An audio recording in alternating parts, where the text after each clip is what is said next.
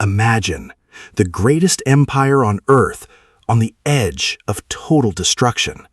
Its mighty legions were defeated, its citizens were terrified, its enemies were closing in. For one terrifying moment, it looked like the Roman Empire would disappear forever.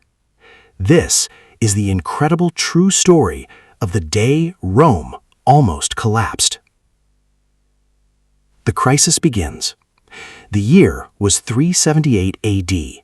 For centuries, Rome had ruled millions of people. Its armies had conquered countless kingdoms.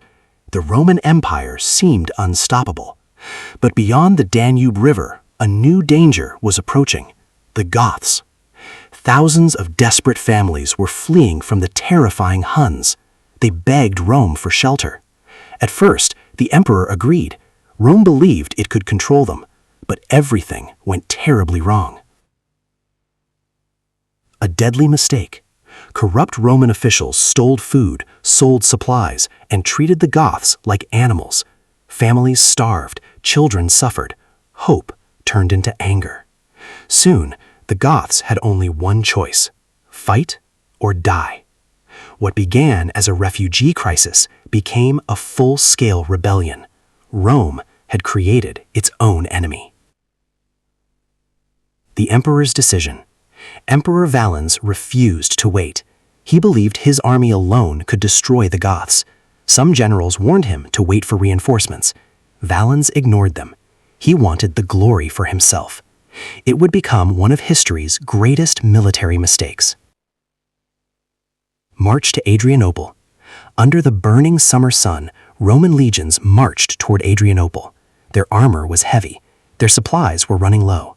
The Goths appeared weaker than they really were, but it was a trap. Hidden nearby was the Gothic cavalry, waiting, watching, ready. The battle begins. August 9, 378 AD. The battle started under unbearable heat. Roman soldiers advanced. Dust filled the air. Then, without warning, thousands of Gothic horsemen charged across the battlefield. The ground shook beneath them. The Roman lines began to break. Panic spread from one unit to another. The empire's greatest army was collapsing. The fall of an emperor. Emperor Valens fought beside his soldiers, but chaos surrounded him. Ancient historians disagree about his final moments. Some believed he died on the battlefield. Others claimed he hid inside a farmhouse that was burned to the ground. Either way, he never returned. A Roman emperor was dead. Roman panic. News spread across the empire. The impossible had happened. One of Rome's largest armies had been destroyed. Nearly 2/3 of its soldiers were gone. Veteran officers lay dead. Entire legions ceased to exist. For the first time, people wondered if Rome could survive. The empire fights back. Cities prepared for invasion. Walls were reinforced. New soldiers were recruited. Then a new leader emerged, Theodosius. Instead of seeking quick revenge, he rebuilt the exhausted army. He negotiated when necessary. He fought when required. Slowly, the empire recovered, but it would never be the same. The beginning of the end. Many historians consider Adrianople a turning point. Rome survived, but its invincible reputation was shattered. Enemies grew bolder. Internal problems became worse.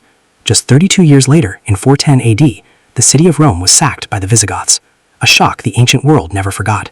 Some believe the road to that disaster began at Adrianople. Ending. The Roman Empire did not fall in a single day, but one battle changed everything. It proved that even the greatest empire could bleed, could fail, could fear. And on that day, history reminded the world that no empire lasts forever, because sometimes the strongest kingdoms are destroyed not by one enemy, but by their own mistake.